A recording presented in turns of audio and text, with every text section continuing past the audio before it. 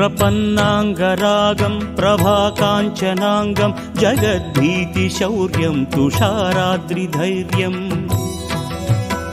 तृणीभूतहेतुं रणोद्यद्विभूतिं भजे वायुपुत्रं पवित्राब्जमित्रम्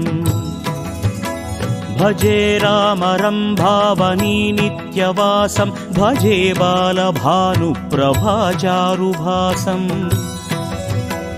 भजे चन्द्रिकाकुन्दमन्दारहासं भजे सन्ततं रामभूपालदासम्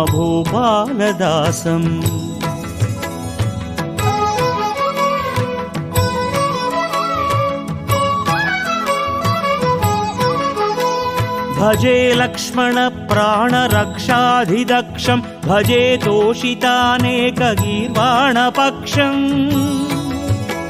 भजे घोरसङ्ग्रामसीमाहताक्षं भजे रामनामानि सम्प्राप्तदक्षम् कराळाट्टहासं क्षितिक्षिप्तपादं घनक्रान्तभृङ्गं कटिस्थोरुजङ्घम् वियद्व्याप्तकेशं भुजाश्लेषिताश्मं जयश्रीसमेतं भजे रामदूतम् छलद्वालघातं भ्रमश्चक्रवाहं कठोराट्टहासं प्रभिन्नाब्जजाण्डम्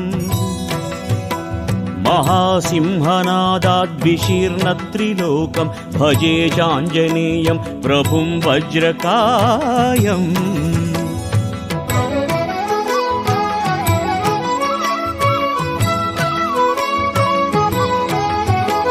रणे भीषणे मेघनाथे सनाथे सरोषं समारोशिलावृष्टिमुग्रा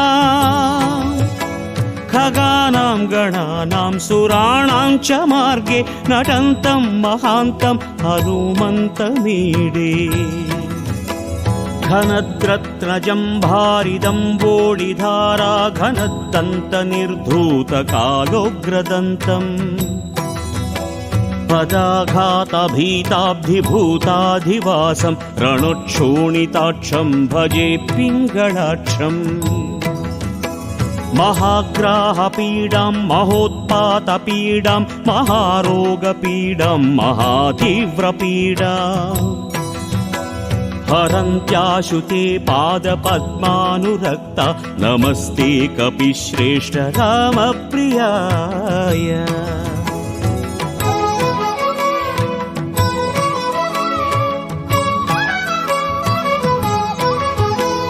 सुधा सिन्धुमुल्लङ्घ्य नाकप्रदीप्ता सुधा चौषधीस्था प्रगुप्तप्रभावाः क्षणे द्रोणशैलस्य पृष्ठे प्ररूढाः त्वया वायुसूनोऽखिलानीयदग्धाः समुद्रं तरङ्गादिरौद्रं विनिद्रं विलङ्घ्योरुजङ्घास्तुतो मर्त्यसङ्घैः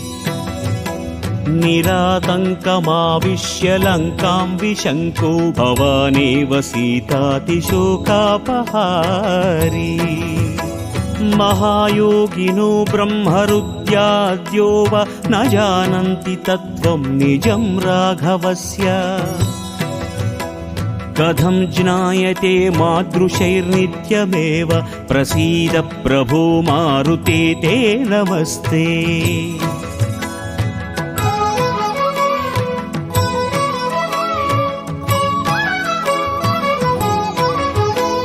नमस्ते महासत्त्ववाहाय तुभ्यं नमस्ते महावज्रदेहाय तुभ्यं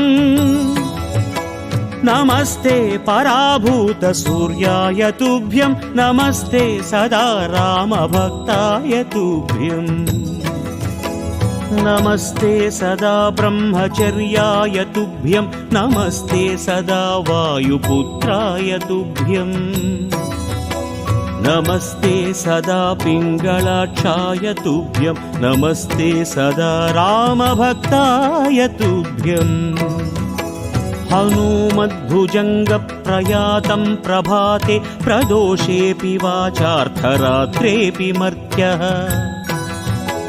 पठन् भक्तियुक्तः प्रमुक्ताघजालः नमः सर्वदा रामभक्तिं प्रयाति।